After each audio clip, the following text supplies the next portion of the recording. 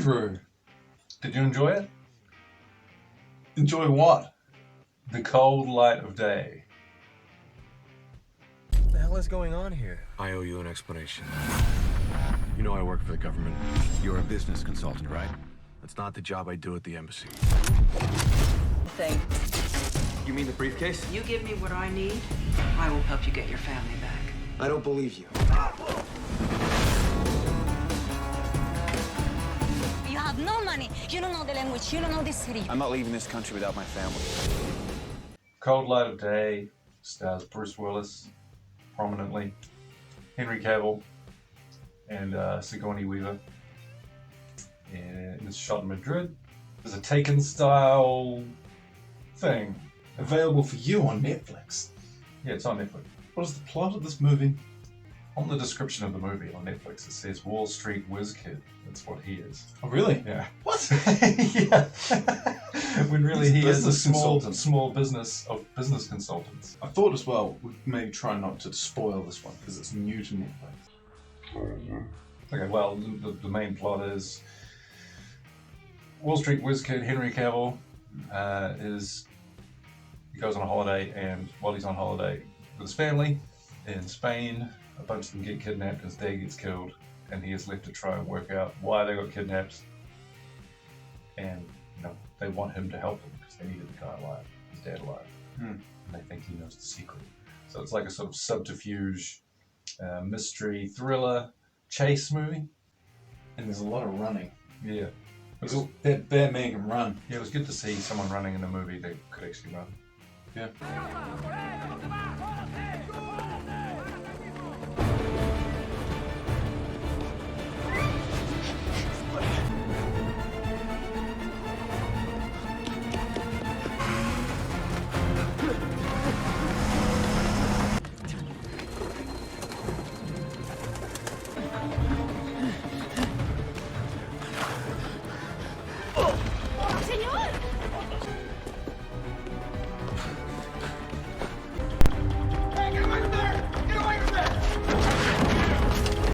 On the Netflix description as well, it says starring Bruce Willis and Henry Cavill, and it sort of has them as the prominent two people. And it's not really a spoiler to say that Bruce Willis dies after about 10 minutes. Yeah. Have you seen Executive Decision? Yeah. What year was that? Oh, it's like 95 or something. 95. Kurt Russell. Yeah, it's advertised as Kurt Russell and Steven Seagal. Yeah, that's right. And Steven Seagal dies like 10 minutes in. And I remember going to see that at the movies. Someone was like, Steven Seagal movie. I didn't know who Kurt Russell was then. And then being like, but it turned out to be awesome anyway. It was probably beneficial that Seagal died really early in that movie. Just like this movie probably benefited from Bruce Willis dying off pretty early, because his acting in the early stages was quite, it's just like... That guy's been phoning it in for years. Yeah, he was fully phoning it in. I'm sorry you're going through such a difficult time. Bruce Willis is like angry dad. Distant dad. Distant dad, just wants the best for his son, but son resents it all. Nothing new there. I'm sorry. Where's the briefcase? Where's the briefcase? So, meetings in public places. They keep it public so no one will take you out with a sniper rifle. Now, Oh, you got car chases. I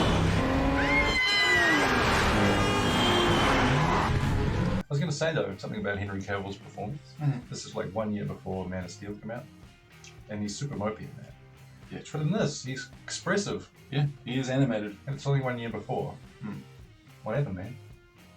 But then in The Witcher, he's good as well. In the movie, he trusts nobody, eh?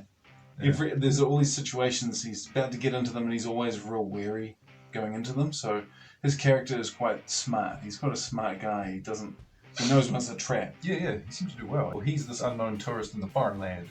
There's intelligence agencies trying to manipulate him for their own gains regarding this lost suitcase. You don't know who the real bad guy is. There's red herrings.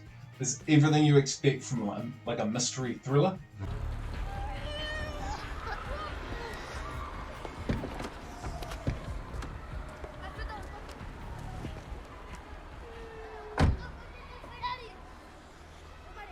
But there was just... It felt weird. There was a weird feeling to it. I don't know, maybe it's just because it's shot a Spanish movie, perhaps? there's just some sensibilities about it that are different. Yeah. Like I felt like the first 10 minutes was like one of the most plotting things ever, and I didn't know what kind of movie. I didn't read the synopsis. I just clicked on the movie and watched it. 10 minutes in, I'm sort of like, what is this? What's happening? Yeah. It's a government job. You have to tolerate the bureaucracy. You move when the government tells you to move, so not everybody likes it. Yeah, I'm not sure I liked it. Josh and I never got to have the same friends for more than 2 years in a row. Not to mention we lived in 12 different countries over 18 years. I'd agree with that, and they were establishing characters and the dialogue was a little bit off. But by the end of, the first third, you know who your characters are, you know where you're going, and from there it really ramps up and increases at a good pace. I thought it had overall good pace. I thought the movie was intriguing. I thought there was overall good acting, but Henry Cavill was the best. I thought actually one thing there is worth mentioning is there was the occasional piece of like director's flair. Oh yeah. Where they would spiral Yes. through a bullet hole, Yes. or be looking around a corner, or be split lenses, or there were all sorts of little tricks that you would occasionally show up. Bruce Willis gets out of the car, he's meeting someone, and Henry Cavill's like looking in the rearview mirror. Yeah. And it like pans past him and up to the mirror. And then it like pans into the mirror. There was not enough of that. Yeah, not enough. Well, that's the point. You don't want too much of that stuff. That's why I keep going back to this being a well-paced movie, because they could have had heaps of it, but every time they did show those, I was like, yes, that was awesome. Yeah, but And if it was over and over and over, then it would just become sort of Yeah. blurred together, and it wouldn't be as powerful. I don't know, man. I think they collect the lighthouse. Mm. And that was cool all the way through. I didn't get sick of it. I wasn't like, man, this is too much good stuff. The gunfight at the end was quite entertaining. And there's like this big group of people, all from different factions in a big car park, and no one seems to know where anyone is. Yeah. Sigourney Weaver seemed to just be like, I'll just step out with this pistol and shoot people and just walk casually, and nobody was trying Just to a bulletproof. Nobody was aiming for the generals. It was Yeah. always everybody was just shooting the other infantry. It was almost like everyone was the bad guy, apart from Henry Cavill Yeah. and the female lead. Oh, and how great at the end was that the guy from Star Trek Voyager turned up. Yeah. And I was like, what? beam me up, Sky. I was like, What's that doing there? Sure, whatever. But I think you should really consider another line of work. we'll be watching. It's gone.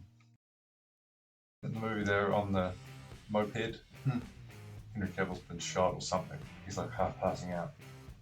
While his sister, his newly found out about sister, is driving the moped. And they wobble and crash. Yeah. She's wearing these little shorts. And she lands full on her leg and slides for ages. And I Yeah. was like, ooh. Yeah, that's bad. No, man, she's No, they fine. get back on She's just and fine. carry on scooting. And Henry Cavill, someone closes his wound with a heated up spoon, Oh, that's right. and that's it. That's fine. That's the Fine. last mention of him getting shot in the He's back. just like this for one scene afterwards. Yeah. And then after that, it's back to full sprint. Maybe he's Clark Kent in this movie. There was one pretty funny moment worth mentioning. Is there was the day for night shot driving chase. Yeah. I think it's the first car chase. It's the first time Cavill meets some people, right? They Yeah, pull the up, enemy, one of his enemies. and the way they've done the like headlights Yeah. seems to be they've just not darkened that part Yeah. of the day for night.